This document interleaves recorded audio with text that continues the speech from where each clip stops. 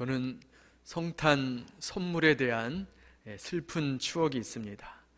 저희 어머니가 제가 어렸을 때 12월이 되면 늘 이런 말씀을 하셨어요. 한우가 너 하나님 말씀 잘 듣고 착한 일 하면 하나님께서 성탄 전날 산타 할아버지를 보내셔서 선물을 주실 거야, 이렇게 말씀을 하셨어요. 예전에는 우리 부모님들이 이렇게 많이 가르치셨습니다. 근데 저는 그 말을 믿고 12월이 되면 교회 더 열심히 나가고 또 평상시에 잘 안 하던 착한 일도 해보려고 애를 썼습니다. 그리고 무엇보다도 하나님, 제가 갖고 싶은 장난감이 있는데 그 멋진 장난감 갖게 해주세요, 이렇게 기도를 했던 기억이 납니다. 드디어 성탄 아침이 되었어요. 일어나자마자 머리맡에 있는 선물, 이것을 확인하는데 이제 선물 포장지를 탁 뜯는데, 보통은 선물 포장지를 뜯으면 어떻게 합니까? 와! 하고 감탄, 서프라이즈를 하죠. 그런데 제가 선물 포장지를 뜯는데 와가 아니라 이렇게 됐어요.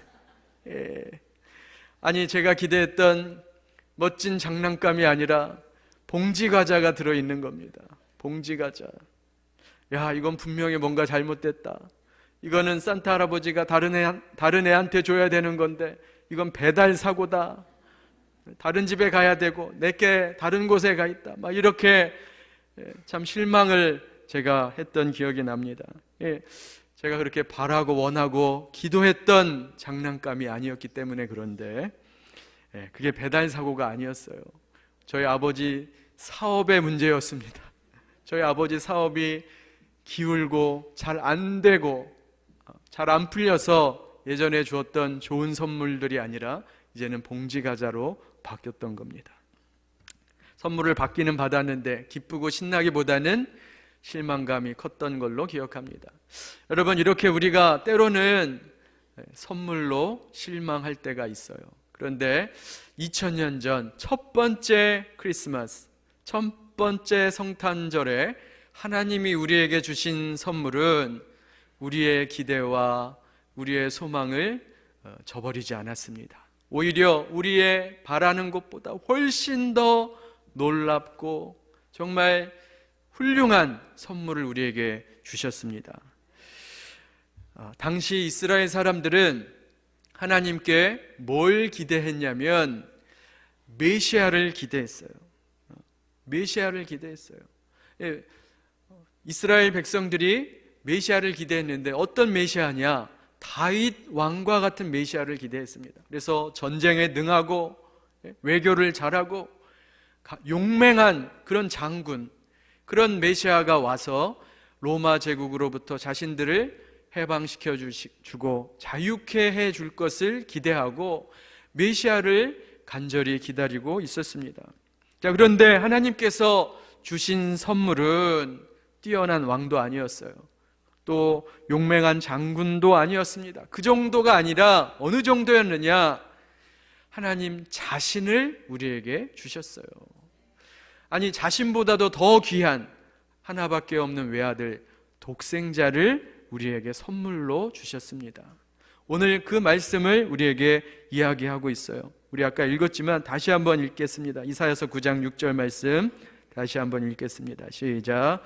이는 한 아기가 우리에게 낳고 한 아들을 우리에게 주신 바 되었는데 그의 어깨에는 정사를 메었고 그의 이름은 기묘자라, 모사라, 전능하신 하나님이라, 영존하시는 아버지라, 평강의 왕이라 할 것임이라. 이 말씀은 선지자 이사야가 예수님 탄생하기 전 700년 전에 기록한 말씀입니다. 여기 보니까 한 아들을 우리에게 주신 바 되었다, 이렇게 기록하고 있어요. 아니, 미래적인 사건인데 이것을 마치 과거에 이미 일어난 것처럼 표현하고 있어요. 왜 그럴까요? 하나님의 약속은 너무나 확실하고 분명하기 때문에 미래에 일어날 일을 과거적인 형태로 표현하고 있습니다. 이게 이제 선지자들의 표현 방법이에요. 참 놀랍지 않습니까? 700년 전에 예수님의 탄생을 이미 예고하고 있다는 거예요. 그래서 하나님의 때가 이르면 한 아기가, 남자 아기가 하나님의 선물로 우리에게 주어질 것이다. 이렇게 말씀하고 있습니다. 여러분, 하나님께서 우리에게 주신 최고의 선물은 세상의 다른 어떤 것도 아니라 바로 예수 그리스도 자체인 줄로 믿습니다. 우리의 최고의 선물은 예수님이에요. 우리가 성탄절에 사람들로부터 선물을 기대하죠. 아이들은 장난감을 기대하고, 또 여자분들은 향수, 가방, 이런 거, 액세서리 이런 거 기대하시잖아요. 여러분, 선물 받으시면 기분 좋으세요? 나쁘세요? 솔직하지를 못하시네. 선물 받으면 기분 좋지 않아요? 좋죠. 저도 기분 좋아요. 자, 그런데 세상에서 받는 이런 선물의 기쁨은 오래가지가 않습니다. 오래가지가 않아요. 길어야 하루 이틀, 3일, 일주일 가는 거죠. 이런 기쁨은 오래가지 않아요. 그러나 영원한 기쁨, 영원한 만족을 주는 선물이 있는데 그것이 바로 예수 그리스도인 줄로 믿습니다. 그래서 우리에게 주신 최고의 선물은 예수 그리스도다. 오늘 그걸 얘기하고 있어요. 자, 그런데 오늘 본문에 보면 왜 예수님이 우리에게 최고의 선물인지 그걸 말씀하고 있어요. 이사야가 장차 태어날 이 아기가 우리를 위해서 어떤 일을 할 것인가를 미리 예언하고 있어요. 아기가 태어날 건데 이 아기가 어떤 아기인지, 인류를 위해서 어떤 일을 할 것인지를 구체적으로 이야기하고 있습니다. 우리가 말씀을 통해 예수님을 통해서 우리가 누리게 되는 복이 무엇인지, 최고의 복이 무엇인지 우리가 한번 살펴보겠습니다. 첫 번째로 최고의 선물, 예수님이 우리에게 주시는 첫 번째 복은 자유입니다. 자유. 여기 보면 처음에 예수님에 대한 이야기를 이렇게 표현해요. 그의 어깨에는 정사를 메었고, 그 아기가 태어나는데 그 어깨에 정사를 메고 태어난다는 거예요. 정사를 메었다는 것은 뭐냐? 예수님이 권세를 가지셨다는 뜻입니다. 권세. 예수님은 모든 만물을 다스리는 왕의 권세를 갖고 이 땅에 오셨어요. 그럼 왜 예수님께서 이렇게 큰 권세를 가지고 오셔야만 했는가? 예수님께 큰 권세가 있어야만 죄와 사망의 권세 아래에 있는 우리를 자유케 하실 수 있기 때문에 그렇습니다. 큰 권세 있는 자가 작은 권세 있는 자를 이기는 거예요. 그래서 골로새서 1장 13절에 보면 이런 말씀이 있어요. 우리 같이 한번 읽겠습니다. 시작. 그가 우리를 흑암의 권세에서 건져내사 그의 사랑의 아들의 나라로 옮기셨으니. 아멘. 자, 그래서 원래 우리는 어떤 존재였는가? 흑암의 권세, 죄와 사망의 권세 아래 있던 존재였어요. 이전에는 우리 대적 원수 마귀가 우리를 지배하고 다스렸습니다. 우리가 알든 모르든 그것과는 상관없이 우리는 사탄 마귀의 지배 아래 있었던 존재예요. 여러분, 사탄은 우리의 죄를 틈타 우리를 억압하고 또 우리를 짓누르는 그런 일을 합니다. 우리가 죄의 권세 아래 살게 만들도록 하는 거예요. 사탄이 어떻게 우리를 지배했습니까? 제가 세 가지를 생각해 봤는데, 첫 번째는 오프레션, 억압이에요. 우리를 끊임없이 짓누르고 억압합니다. 그래서 마음을 짓눌러서 두렵게 만드는 거예요. 사랑하고 싶은데 자꾸 미움이 생겨요. 그리고 이해하고 싶은데 자꾸 원수 갚고 싶은 마음이 생깁니다. 평안하게 살고 싶은데 불안이 생기고, 담대하게 살고 싶은데 두려움이 찾아옵니다. 섬기면서 좀 여유를 갖고 살고 싶은데 가져도 만족함이 없어요. 그래서 늘 쫓기고 불안함 속에 살아가는 것, 이것이 죄와 사망의 권세, 흑암의 권세 아래 살아가는 우리의 모습이에요. 또 우리에게 디프레션, 우울이라는 것을 줍니다. 아무런 이유 없이 세상이 두려워져요. 세상 나가는 것이 두려워집니다. 또 어쩌다가 우리가 실패할 수 있잖아요. 실패하면 다시 일어서면 되는데 그런 마음이 생기지는 않고 도저히 일어나지 못할 것 같이 낙심하고 좌절하게 만드는, 그래서 우리 마음속에 우울감을 주는 겁니다.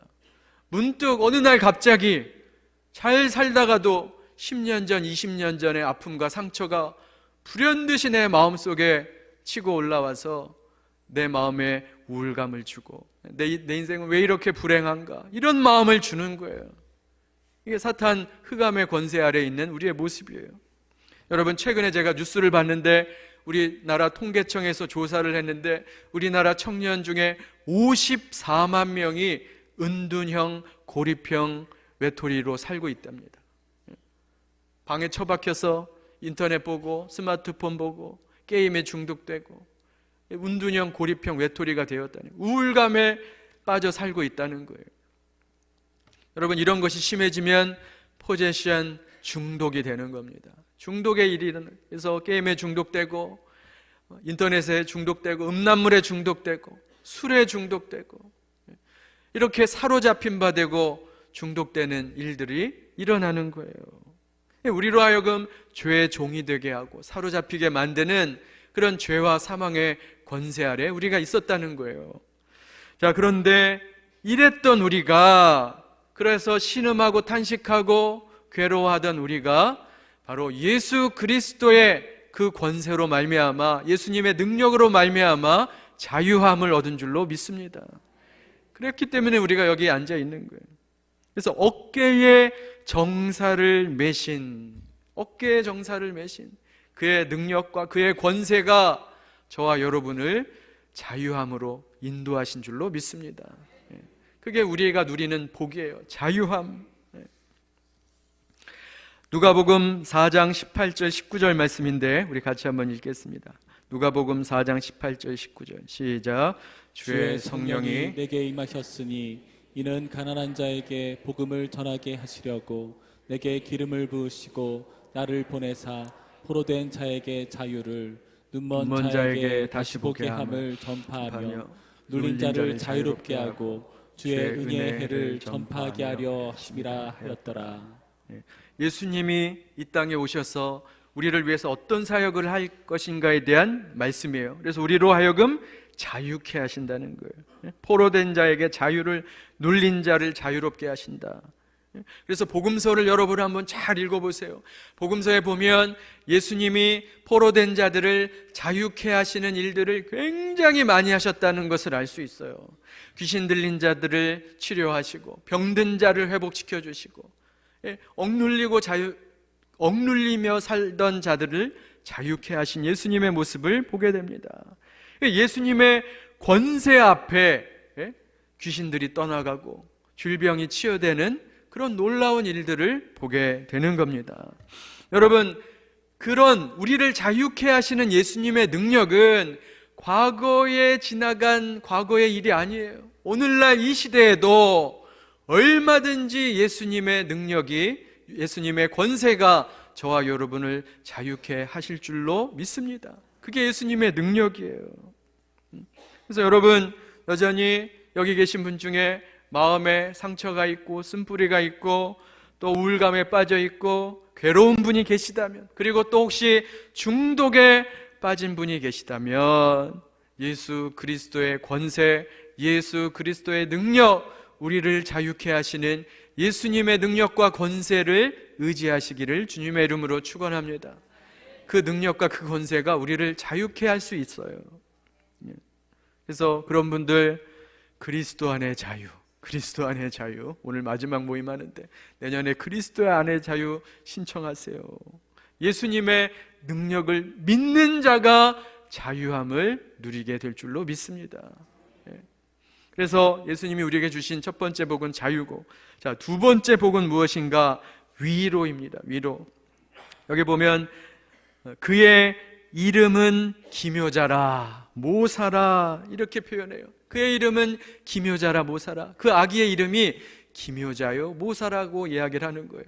NIV 영어 성경에 보면 이렇게 돼 있어요. He will be called Wonderful Counselor 이렇게 돼 있어요. Wonderful Counselor, 뛰어난 훌륭한 위로자, 위로자 이런 뜻이에요. 훌륭한 위로자. 그러니까 예수님이 이 땅에 오신 이유는 뭐예요? 저와 여러분을 위로하시기 위해서 이 땅에 오셨다는 겁니다. 훌륭한 위로자로 이 땅에 오셨다. 저는 예전에 위로라는 것을 문제를 해결해 주는 것이 위로라고 생각을 했어요. 그래서 문제가 있는 사람들이 오면 그 사람에게 솔루션을 제공하고 문제 해결 방법을 가르쳐 줘서 그 사람으로 하여금 문제를 해결하는 것, 이것이 위로다, 이렇게 생각을 했습니다. 그러니까 도와주는 것이 위로라고 생각했어요. 제가 MBTI로 일부 예배 때 T라 그러니까 못 알아들으시더라고요. 제가 MBTI로 T입니다. T. T가 뭔지 아시죠? 네. 제가 T예요. 그래서 위로는 문제 해결, 이게 위로다, 이렇게 생각을 했어요. 그래서 그런지 제가 T니까 예수님도 T라, 이렇게 생각을 한 거예요. 예수님도 T 같은 거예요. 보니까 예수님이 탁월한 교사셨어요. 매우 잘 가르치셨어요. T의 특징이죠. 그리고 예수님이 오는 사람마다 문제 해결해 주셨어요. 그래서 귀신 들린 자도 쫓아내시고 병든 자도 고쳐주시고 문제를 가지고 오는 자마다 그 문제를 다 해결해 주셨어요. 그래서 그걸 보면서 야, 예수님은 탁월한 문제 해결자시구나, 제가 이런 생각을 했습니다. 그런데 제가 말씀을 보고 묵상하면서 깨닫는 것은, 야, 우리 예수님은 문제 해결만 하시는 것이 아니라 공감하시는 능력도 있구나, 이것을 제가 깨달았어요. 요한복음 11장 33절에서 35절 말씀입니다. 우리 같이 한번 읽어보겠습니다. 요한복음 11장 33, 35 시작.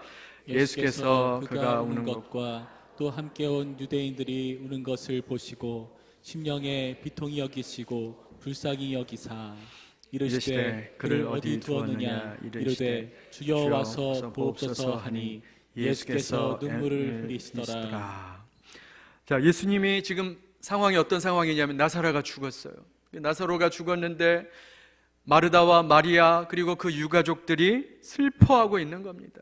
이제 그 모습을 보고 예수님도 비통히 여기시고 불쌍히 여기사 예수님께서도 함께 그들과 함께 눈물을 흘리셨다. 같이 슬퍼하시고 같이 우시는 거예요. 그들과 함께 공감하시는 거죠. 여러분, 위로가 무엇이냐? 다른 사람의 아픔을 내 아픔처럼 느끼고 공감하는 것이 바로 위로입니다. 그게 위로예요. 근데 예수님이 그렇게 하셨어요. 마치 소리가 공명하는 것처럼, 여기 있는 소리가 다른 소리로 이렇게 전이 되는 것처럼 상대방의, 다른 사람의 아픔과 고통이 내 마음에 전해지는 것, 그것을 느끼는 것, 공감하는 것, 이것이 바로 위로라는 것입니다. 제가 목회자로서 처음부터 지금까지 계속 기도하는 기도 제목이 있어요. 이 기도 제목은 바뀌지 않고 계속 기도하는 겁니다. 여러 가지 기도 제목이 있지만 그 중에 하나가 무엇이냐? 제가 늘 기도하는 제목인데, 제 심령이 메마르지 않게 하시고 눈물이 마르지 않는 목회자가 되게 하여 주옵소서. 제가 그렇게 늘 기도를 합니다. 왜 그런가? 제가 공감 능력이 부족해요. T라서 공감 능력이 부족해서 지금도 이 기도를 계속하고 있습니다. 그런데 그래서 제가 원래 눈물이 별로 없는 사람입니다. 눈물이 별로 없었어요. 그런데 그 기도가 응답을 받았는지 최근에 제가 드라마를 보거나 동영상을 보면서 종종 눈물을 흘릴 때가 있어요. 또 장례식에 가서도 울 때가 많고, 설교할 때도 가끔씩 웁니다. 그런 저의 모습을 보고 저희 아내가 갱년기가 와서 그래, 갱년기가 와서 그렇다는데, 저는 그렇게 생각하지 않고 저는 기도의 응답이라고 믿습니다. 여러분, 갱년기도 주 안에서 기도의 응답이 될 줄로 믿습니다.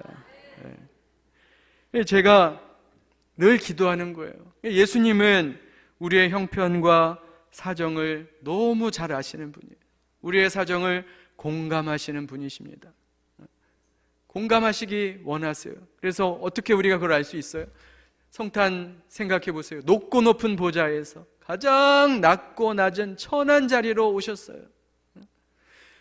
왕의 궁전에 있는 왕의 모습으로 오시지 않고 가장 천한 모습으로 마국간의 말구유에서 태어나셨던 겁니다. 왜요?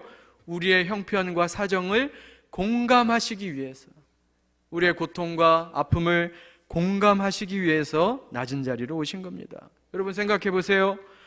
내가 굉장히 힘든 일을 겪고 있는데 누군가 내게 와서 위로를 한다고 말을 합니다.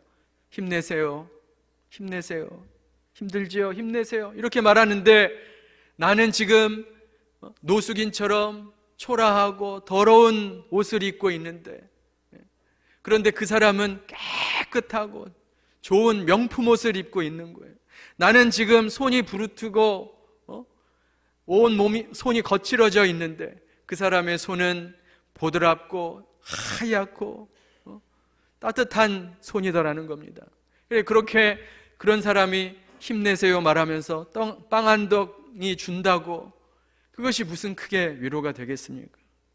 그런데 나처럼 고통을 당한 사람이, 아니 나보다 더 심한 고통을 당한 사람이 와서 아무 말도 하지 않고 내 곁에 가만히 있어주고 내 손만 잡아줘도 그것이 우리에게 크게 위로가 되는 것이죠. 왜 그렇습니까? 그분이 나와 공감한다는 것을 알기 때문에 그런 거예요. 여러분, 예수님께서 성육신 하셔서 사람의 모습으로 오신 이유가 뭡니까? 우리의 형편과 사정 안으로, 우리의 고통과 아픔 속으로 들어오시는 거예요. 왜요? 진정한 위로자가 되시기 위함인 줄로 믿습니다. 그래서 예수님은 우리에게 위로를 주시기 위해서 이 땅에 오셨다는 거예요. 자, 마지막으로 아기 예수님은 어떤 분이신가? 여기 보니까 평강의 왕이라 이렇게 기록하고 있어요. 평강의 왕이라, Prince of Peace, 평강의 왕이라. 예수님을 통해서 이 땅에 샬롬, 평화가 임하게 된다, 이렇게 말씀하고 있어요. 1차 세계대전 때 있었던 실화입니다. 참혹한 전쟁 속에서 기적 같은 일이 일어났어요. 1914년 겨울인데 영국군과 독일군이 치열한 전투를 벌이고 있었습니다. 당시 사람들은 이 전쟁이 금방 끝날 줄 알았어요. 그런데 전쟁이 굉장히 지리하게 계속됐습니다.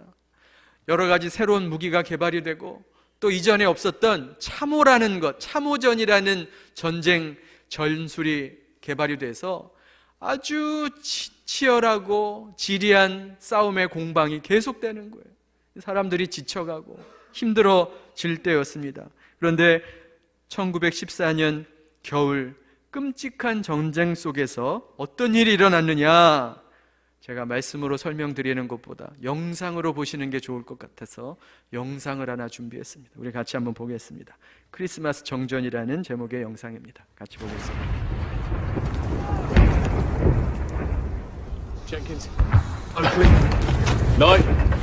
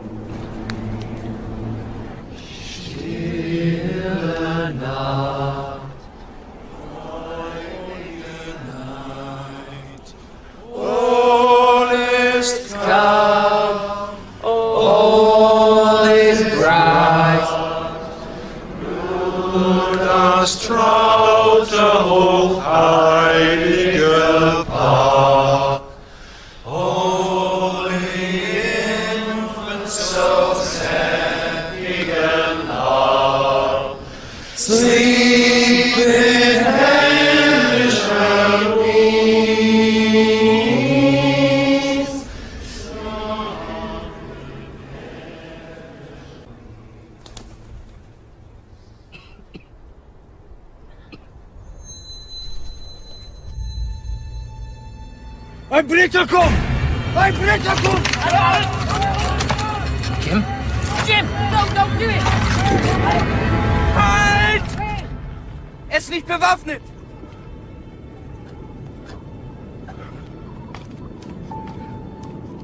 Nein, Otto! Jim!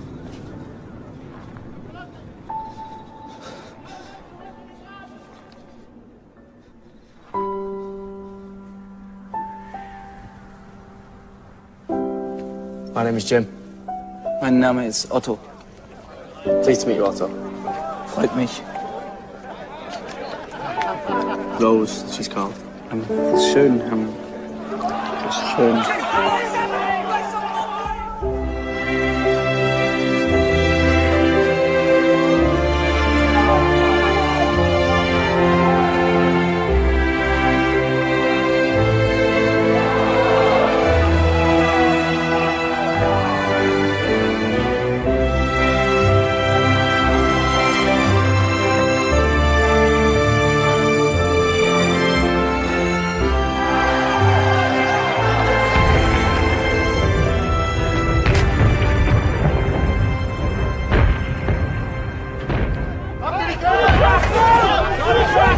Danke.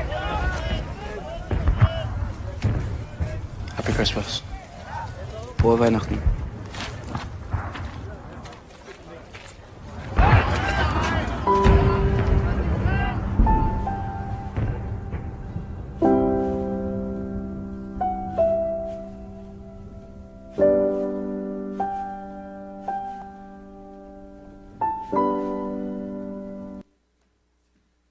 제가 설명 안 드려도 잘 아시겠죠? 네, 정말 기적 같은 일이 일어났습니다. 정말 잠시지만 크리스마스로 인해 전장 속에 평화가 임했습니다.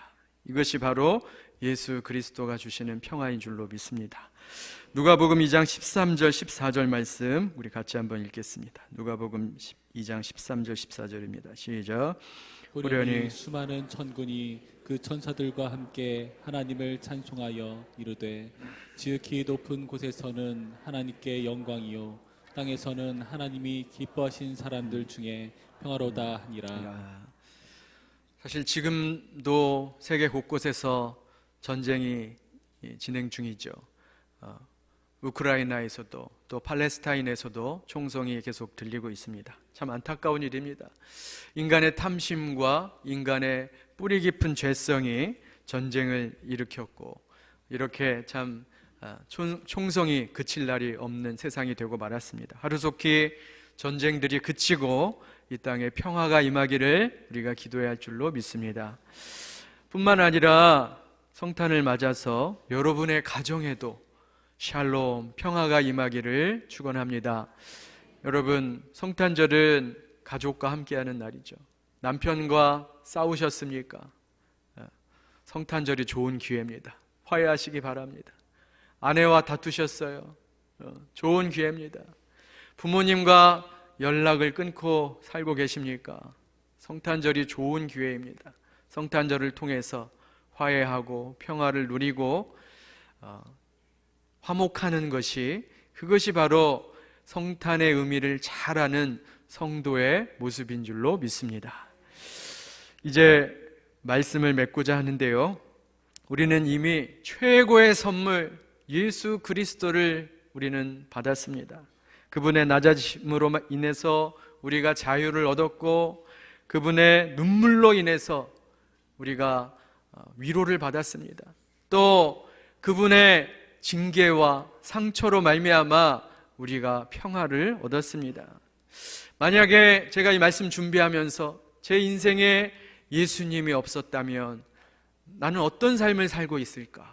예수님이 없었다면 나는 어떤 삶을 살고 있을까? 그렇게 깊이 생각해 봤어요.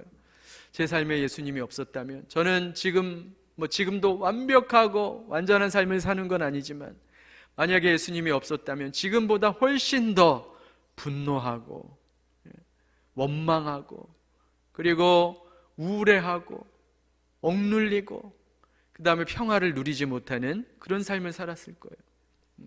그런데 예수님 때문에 제가 그래도 하나님 안에서 감사와 기쁨의 삶을 살 수 있다는 것이 다 우리 예수 그리스도 덕분인 줄로 믿습니다.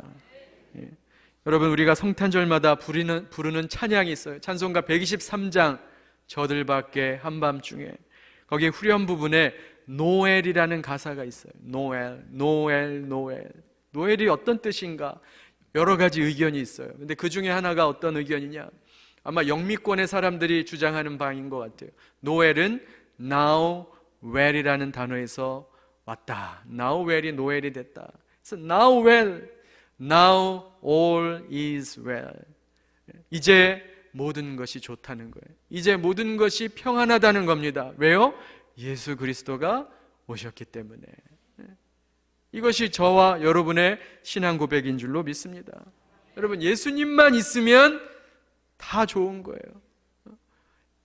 예수님만 계시면 우리의 인생은 다 평안한 것입니다. 예수 그리스도가 우리의 전부라는 거예요.